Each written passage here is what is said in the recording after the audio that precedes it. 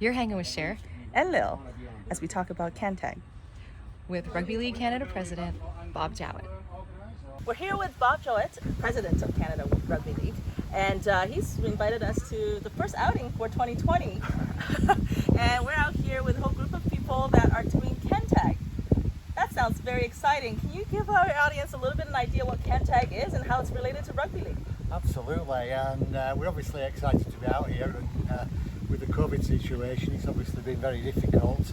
CANTAG, fortunately, and somewhat by design, meets the requirements of the COVID restrictions, and so it's effectively a non-contact version of Rugby League.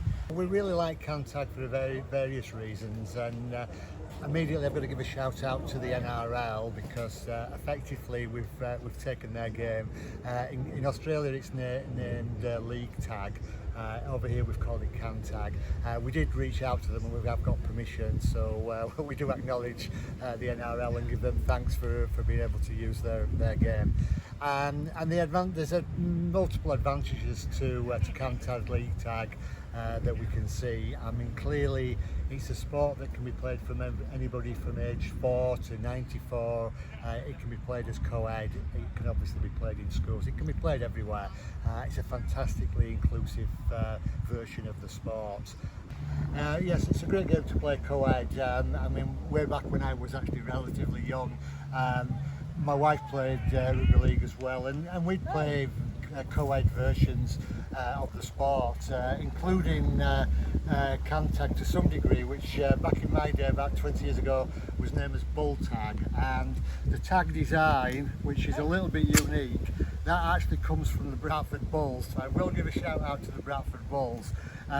It was their design around about 20 years ago, but kudos to Gary Tasker and to Andy Harland for that design. They're a little bit different from standard tags used by tag football, for instance, and in the rookie rugby, in that they actually are designed to stick out a little bit from the body. So again, this reduces the risk of contact. Being closer, like you don't have to be absolutely, and you're not tending to grab clothing and belts.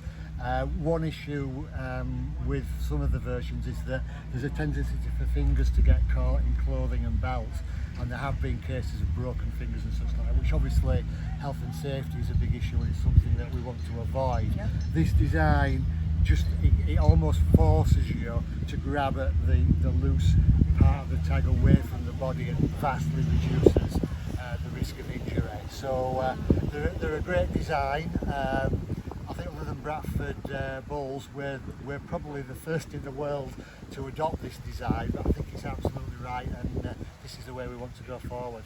Now that's so exciting to hear, because I think a lot of people with COVID-19 has been staying away from contact sports and been missing the community as well, right? Not just the sport itself, but the wholesomeness of being together in the community.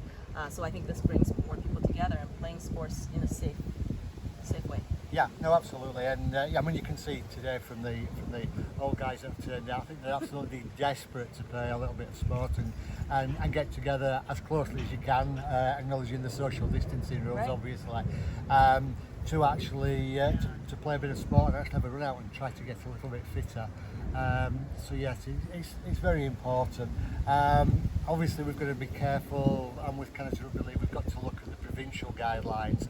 So we do need to make sure that we are in compliance, and we want to be in compliance with the provincial and the obviously local health authority guidelines. So certainly in Ontario, what we would be allowed to do is have up to 50 participants playing, which would really allow us to run leagues of 4 teams potentially, playing CANTAG, and then if we've got another 50, then they just play on a different time, different day, go that way. Okay. So what's the plan, I guess, in terms of rolling this out? Well, at the moment, this is very, very early days, so I think this is the very first version that we've had, first opportunity to actually get out and demonstrate CANTAG.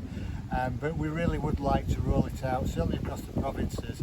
In terms of training, full contact, it looks though is not going to be permissible this year. So we're going to be looking at having CANTAG, certainly in Ontario, certainly in Alberta, British Columbia. We're going to have to what their guidelines are and whether that we would be allowed to do the same in British Columbia. And then going forward, we'd like to try and get this out into schools, so to introduce it to select schools to demonstrate that it is a safe, non-contact version of a sport. It's exciting, everybody can play, it's something that's fairly easy to learn the rules, and something that everybody can enjoy. Yeah, and my understanding, because you said too, that most of the rules are very similar to rugby league.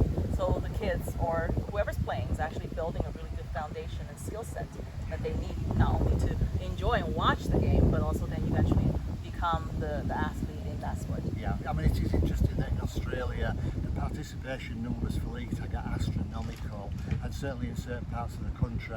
And a lot of the players now who are coming up and playing, the top superstars, the ball handling superstars in the NRL, will have played a lot of league tag in their formative years. It's excellent in terms of handling and kicking, and those two are absolutely two of the three fundamental aspects of the sport, really. And it's something that you can experiment with. You can be a little bit more forgiving as well, so you can really learn to those skills and get them absolutely honed to a T. And so it will stand you in great stead if you then want to into the full contact version. Yeah, and you just convert those skills over. Yeah. Or even if you play full contact now, it's a way of playing the sport way. You're going to get the fitness, the speed. That's true. Speed is ridiculously fast, maybe a little bit too quick for old timers like myself. That's what we noticed too when you're playing. The speed is actually really there still for the sport. It's very, it's a very fast game. So you're going to get that. You get the cardio in there, and you get the pressure. So you're playing in a real game time rather than just doing drills. You're putting yourselves under the real time pressure of playing a game. So it's an ideal way of not just keeping your skills, but actually making your skills better. Nice. Thank you so much for your time, Bob. No, thank nice you ever so much. It's absolutely brilliant that you two have made it out here. I really do appreciate it. Great as always talking to you. Yeah, thank you. Glad to learn this new sport, CANTAG.